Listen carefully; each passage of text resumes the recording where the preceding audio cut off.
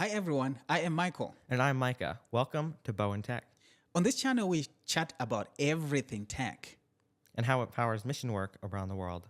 And on today's episode, we're going to be giving you an overview of the things that we're going to be talking about, from the simple, small things to the big things in all our production. So let's dive into the show. Hi guys, welcome to the channel. This is going to be our first video, and we are going to be tackling so many different things tech. We're going to be talking about the gear that we use, editing, websites. We're going to be talking about social media, but our first phase of our first series of videos, we're going to be focusing on the gear, what we use, so that we can be able to help you start your own YouTube channel or help your church as well. All right, so let's start with the inspiration. Like, what's inspiring us to do this, or what's inspiring you to do this, to kind of have a channel that is tailor-made or focused on tech. Yeah, so we deal with tech every day of our lives. Yeah, From phones to computers, playing some with of us toys.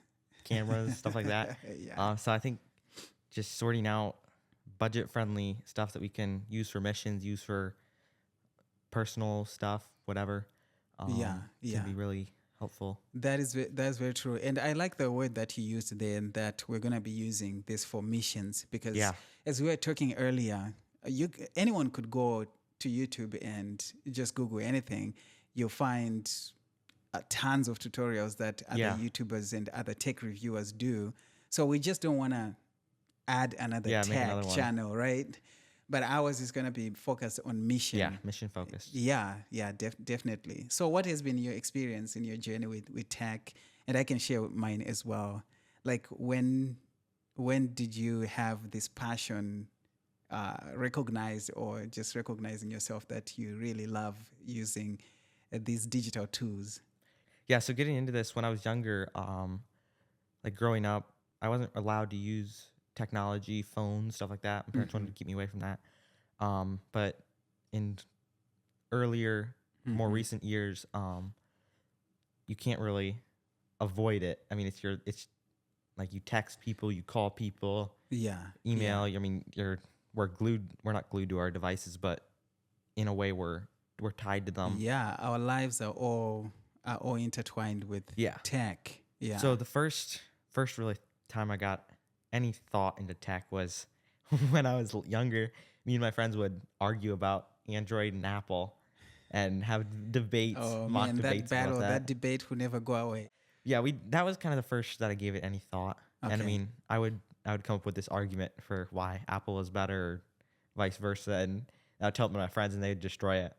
And so then I would go have to research and find more arguments to back what I believed, what I thought. And so that was kind of the first time that I actually got into tech and thought about it. And then, it all progressed from there. Oh, then it keeps on just building on top of it. Yeah. And the more you get involved with it, the more your gear develops and upgrades, and you start doing more cool stuff and start to have more control and more understanding of what's happening. Yeah.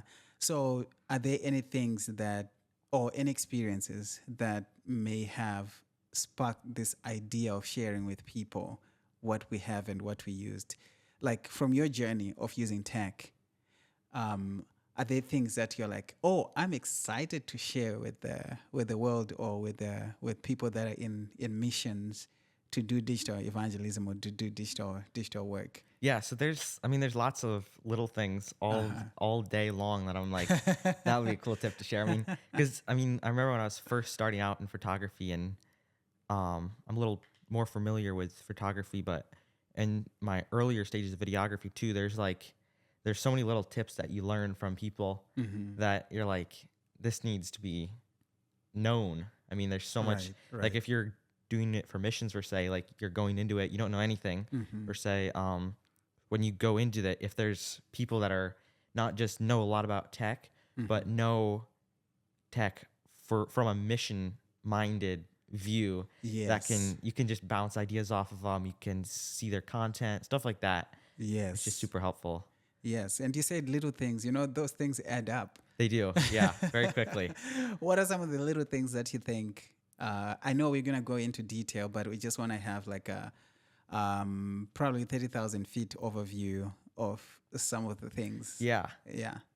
Yeah. So little things. I mean, there's hundreds of thousands of them, Yeah. but some of them are like batteries and SD cards. Like you can never have enough of them. Right. And just little things in SD cards, like the way you format, the way you write your card, just little tips and tricks that you can do that just make your life so much easier. Right. There's tons of things like that we'll cover in this channel. That's good. That's actually very important. And I'm glad that you mentioned some of the things that are overlooked, because when someone sees a video, they don't see all those little things that need to be in place for there to be a video.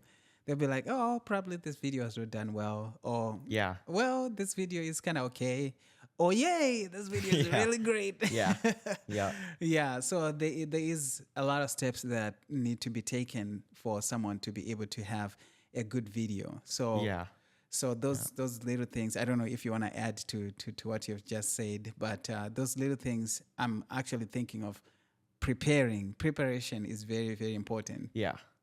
We're not always good at it. No. Sometimes we play it by ear. Sometimes we're like on a set and it's like, oh man, you need to do this. Yeah. You need to do this.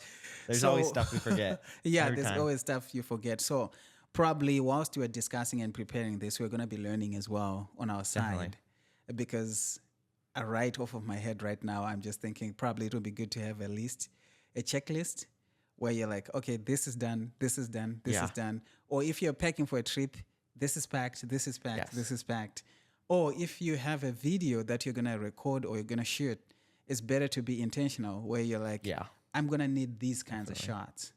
I'm going to need these people to be, but not to be rigid to where you get thrown off when you're, exactly. Flexibility. Because when you get to the set, there's going to be things that you are going to find out for the first time.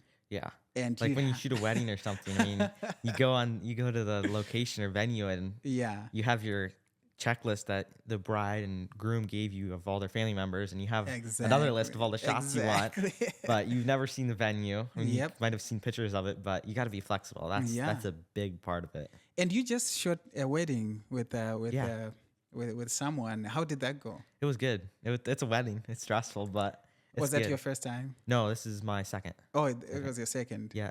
So you were a little bit more confident. Yeah. Yeah. So how was the preparation? Were you nervous? And I was quite nervous. A little less nervous than the first time. I mean, I wasn't the only shooter first time. That was stressful. So what we're talking about right now, just the overview. What are some of the things that you learned from that experience, or probably from both shoots? Yeah. So definitely come prepared, but not, flexibility. Yeah. But like the first wedding I did, I asked the bride to create a list of all the family members that she wanted shot. So different sequences of family members and individuals all put together in different photos that she wanted, and specific photos like the first look and the important things like if there's a venue or a meal, different stuff like the location. So make sure you have that all planned out. Right. But flexibility. Yeah. That's the big key. And how does communication fit in? Yeah, definitely need to communicate. Don't set expectations you can't fulfill. Yeah, definitely communication. And what you've just mentioned, that just set reasonable expectations is very important, because you have to set boundaries. Yeah. Yeah. One of the things I've seen, and I've talked to many other photographers, and all of us set this thing, we don't Photoshop. Because people will be like, oh, you can just Photoshop this out. And no, if you can get it there, get it there. Right. Because if something goes wrong and your other photos didn't turn out and you have to work extra hard on that, you don't have to worry about Photoshopping this guy out or this lady out. So if you can get it there, get it there. I see. And always take more. You can never come back, but you can always take more. Wow, I didn't realize that people have so much faith in Photoshop. They're like, and so was not in the photo. She was probably like changing a baby or something. Yeah. Changing the clothes of a baby. And then they're like, oh yeah, you can just take one shot of her in this location and then you add it to the group photo. To the rest, yeah. But yeah, and we can all do Photoshop, but yeah, it's just added stress when you're editing thousands of photos for a Thousands of wedding. photos. You don't want to have to work on this one photo. And That's pretty cool. So do you enjoy doing this? Do you enjoy working with tech stuff and yeah, I love it. events and It's so much fun to just, I mean, a lot of times I'll just go online and just search latest tech and just go through it.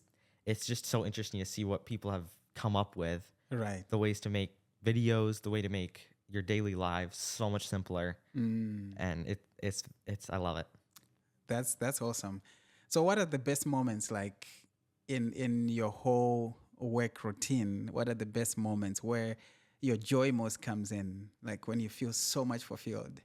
I think just like when you, I mean, because editing, like after a wedding, for instance, or editing a video or a production, something like that, promo video, Yeah. anything, just after you're done. Because I mean, videoing or shooting a wedding is very, like, you're very tense, you're very stressed. Yeah, you're Your trying to adrenaline's get as much pumping. as you can, Yeah. as perfect as you can. Yeah, and you can't miss key moments, stuff like that. Yeah. And so I think coming back, editing your footage or your photos, and then as soon as you're done, watching the video or looking through your photos that you've edited from a wedding or a portrait session, something like that, is so fulfilling. Just to see, like, this is how this turned out. Like, it's just, because I mean, you could see, and you see with your naked eye, and Yes. it's amazing. But to look it through the camera, you can edit all the fine tune and edit all the little stuff and make it look so much better. Right. And then you look at it and you're like, wow, that's amazing. So I How think about when you actually deliver it? that's another satisfying part. Okay. Yeah. Hopefully they'll be Yeah. It's not so satisfying if they don't like it, but if they like it, it's satisfying as they're well. like, no, this is not looking good. Yeah. Or go back and do it. Do it again. And yeah, but when they finally are happy with the product. Yeah, it's very satisfying. But I agree with you, even when I'm doing, well, when I am editing, and that part of what you have said, that when you're done editing and everything, for me, it's actually crazy that there's some projects that I end up watching like 10 times. Yeah. Just playing it over and over again. Not that I want to edit something, but just enjoying it. Like, oh man, this is really good. And I mean, even when you're done editing, like I'll finish my timeline, I'll export it. Yeah. And then I'll see it because I mean, in your timeline, if you have depending on the size of your monitor, I mean, you'll have it this big or a little bit bigger. Mine's small, so it's smaller. But when I export, I can see it full screen. Right. And then I'll go through, I'm like, oh man, I messed up there. And so I'll go back in, I'll fix it. So I might export one file 5 times. 5 times, yeah. Till I get it right.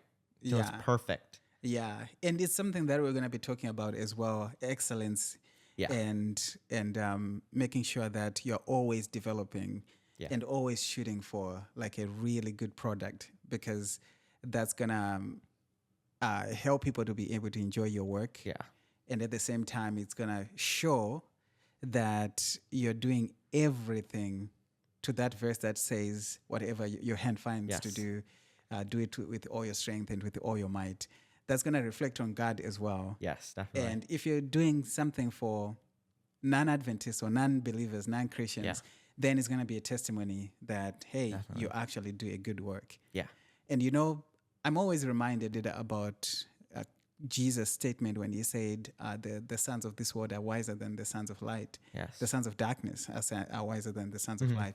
So when you look at what's being done by secular people in terms of video production, photography, and graphic design and web development, you see that they put a lot into their stuff. That's why people are so addicted to it, because they put a lot. So I'm thinking, part of the inspiration that we have here is we want God's work, God's stuff, definitely, to have even a way better quality than Hollywood.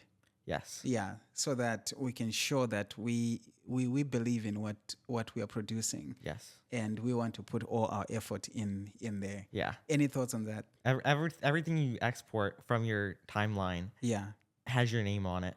And your name is a reflection, as you said, on God. And so everything, do it with perfection. Yeah. Do it perfectly. Yeah. That's pretty good. Yeah. are there any other things that you want to promise people? Hopefully you'll be able to fulfill them. Yeah. No promises we can't fulfill. Yeah. Well, we're gonna have a great time. It's gonna be a great journey. It's gonna be really good. Yeah, we're gonna do some fun stuff and share with you some of the things that you can be able to do in your home as well. Yes. And hopefully you can be inspired, or people can be able to be inspired Yes. to start producing content, probably pictures. I'm not really into pictures, but I appreciate pictures. Yeah. Yeah. It's like we live in two different worlds. Yeah. I live almost all my life into the Video, yeah. in the video world. Yeah. And then Micah comes and like, oh yeah, there's photos. Yeah. Yeah, we can use those. But I appreciate photos as well, because Yeah. videos and photos, they go together. There's sometimes where we don't have like video B-roll, and we actually use pictures photos. as B-roll. And thumbnails and all our graphic design, Yes. it's all pictures. Yeah. So I really appreciate pictures. It's just I don't really spend my time Yeah. in photos, but Yeah. I'm gonna get there. Yeah. Because pictures are so fun. Yeah. They capture the moments quick. Yeah. Not a lot of editing No. like videos. No. Yeah. Yeah. Much simpler editing. Yeah. I mean, If there's you- still some complicated stuff, but not That's- nothing, that's nothing true. near That's true. nothing Like- near video. like your basic person can do something with the AI. Just click an enhancer that is auto. Yeah. You can't. But do that's that like with a video. beginner stuff. Yeah. Once you get down into Photoshop, I mean, it's confusing. I'm still learning it. Yeah. There's always, I mean, Probably sometime we'll get to where video, there's so much AI that you just, yeah, just bop an AI. pop in AI and then it does Does it? Yeah. all your stuff. But that's lazy. I Yeah. don't know. Yeah. Yeah. So I don't know if you have anything else to say, but we can come to the end of our trailer podcast / appetizer kind of Yeah. thing. I don't know what to call it, but but this has been good just to chat about Yeah. our vision and what we are looking forward to. And I hope this is going to be an inspiration to people that they Definitely. can be able to do a lot more for the gospel with the digital space. Yeah. Just imagine if every single person who has access to a phone and access to really good truths and the good content that will spread the gospel, if we were all uploading on the internet right Yeah. now, we will be flooding it with Yes. with a good message. So that's what we want to inspire people to do. Yes, definitely. Yeah. That's Yeah. key. So, guys, that was a good one. I hope you can be able to subscribe, like, and share this video. But there's going to be more videos that are worth more sharing. This is just an introduction to what we're going to be doing. So we hope you can be inspired to do digital evangelism, whatever interest you have in a specific area of digital evangelism. We want to talk about all those things, from website development, video production, photos, graphic design, email marketing, social media, you name it, all that good stuff. So stay tuned. Until next time, God bless.